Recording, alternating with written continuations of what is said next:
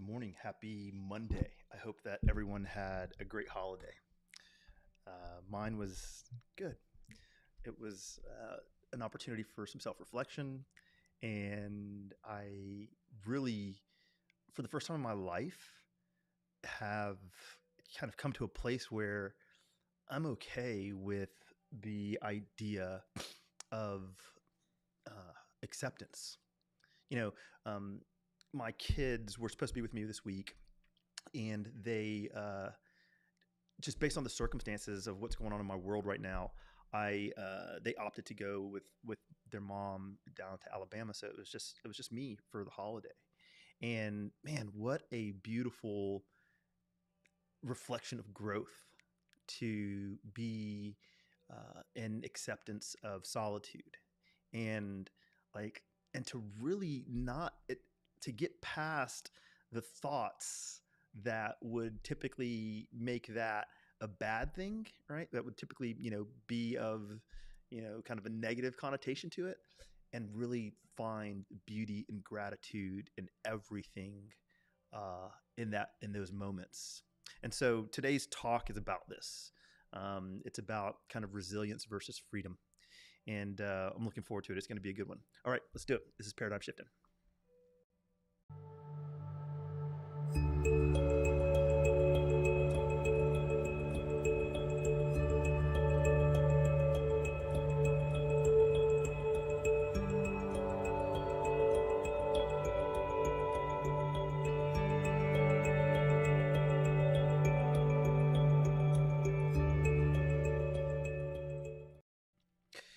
So lately, I've been really thinking about how to be of service, right? I've really been thinking a lot about, what my contribution is to the world.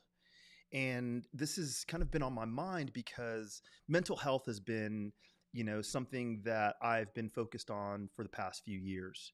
And as I'm looking around at the world, a lot of people are dealing with mental health issues, right? And whether they're, to the extreme, or just some kind of generalizations and smaller issues like anxiety or what have you, the world at large is dealing with mental health issues. And so I've been kind of thinking about, what is it that I can do and I can offer in support of this, because for me, I think, the greatest opportunity that we have to help other people is to help them with things that we've experienced in our life, right?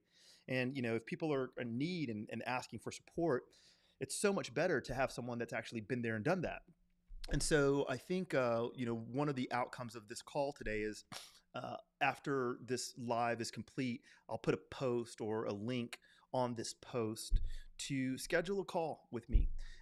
If anyone is dealing with kind of any type of, challenging situations where they just need someone to talk to, by all means, please use the link. I'm a neurolinguistic programming master practitioner, and I do it because I love it, and I've helped a lot of people really with shifting their perception.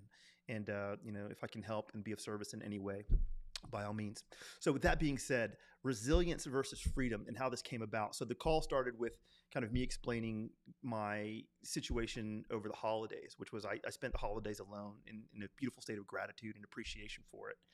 And I was thinking about, this idea of resilience, because in those moments, I could have easily thought about the negative aspects of me being alone.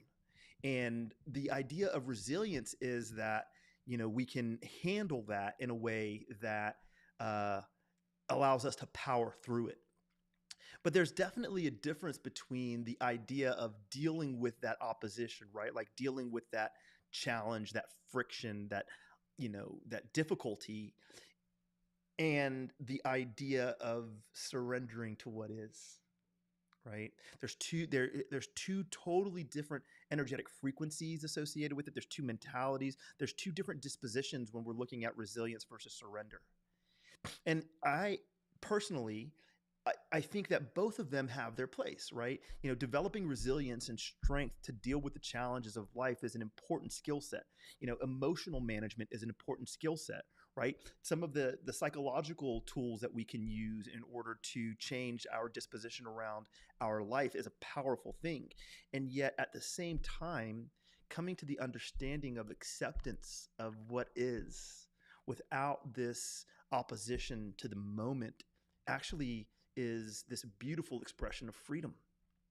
It gives you the ability to not necessarily be tied to the expected outcome in one way or another, right? It gives you the ability and the freedom to not necessarily be burdened by whether or not the outcome is in alignment with what it is that you want.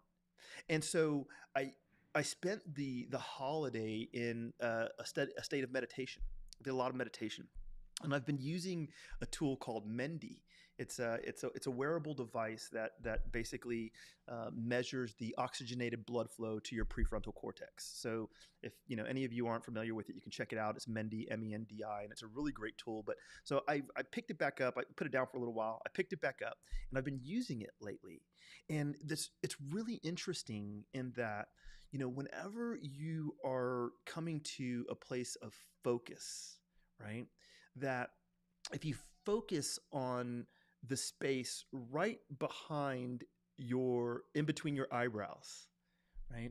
And you just get into a meditative state and you really focus on that point, it's almost as if you create this space of expansion that's empty.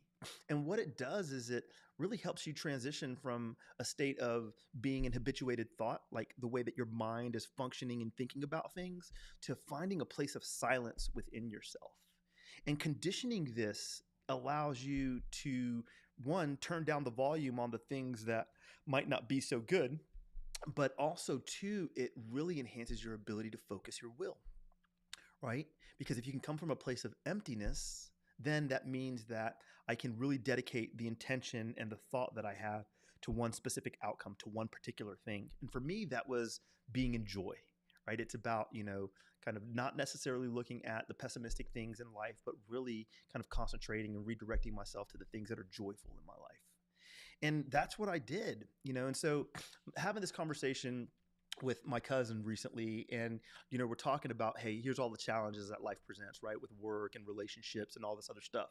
And we're going through this discussion, and I'm like, well, you just trying to forcibly change your mind, right, is basically you repeating the pattern of everything that you've done before, right? Because you're still engaged in this idea that I've got to change the dialogue, right? I've got to reprogram the dialogue that's been conditioned into myself for so long, which is a huge departure from what I think is required, which is I've got to train myself to be silent.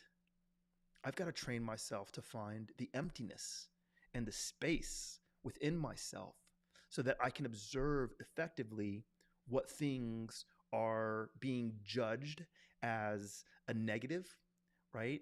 And expand my understanding of those things so that I can take the value of the lesson of why I'm experiencing it to begin with. And if I can find that space of silence inside of myself, it is a huge departure from the old habituated way of thinking. And that's what this is really about. Excuse me. Resilience is important, no doubt, right? It makes you stronger. It gives you the ability and the will to actually push through tough circumstances and challenges. But surrender is completely different. It says the friction is irrelevant. The circumstances are irrelevant. It is what it is. And I don't offer up this aspect of resistance to being in the flow of what is. I just allow myself to move through it. And in doing that, I think what we find is that a lot of the issues related to mental health you'll see begin to subside. Because now I'm not necessarily judging the outcome. I'm not necessarily judging my performance. I'm not necessarily judging myself in a way that really highlights the differences between the things that I value and that I want in my life versus the things that I'm experiencing. So this is a huge thing. Get Mendi if you have the wherewithal. Check out Mendi. It's a great product, and it really does help with you really being able to retrain your mind. And I think that that's a key thing, right? Finding the emptiness, finding the space, finding the ability to be observant without judgment of the circumstances of your life will absolutely transform your life. It has for me. It's definitely made a huge impact for me. That's the talk today. That's all I got. Resilience versus surrender. Check out the two. Really consider them. figure out whether or not it can help. And yeah, I hope everyone's well. I hope everyone had a great holiday. And until next time, all right, you guys take care. Ciao.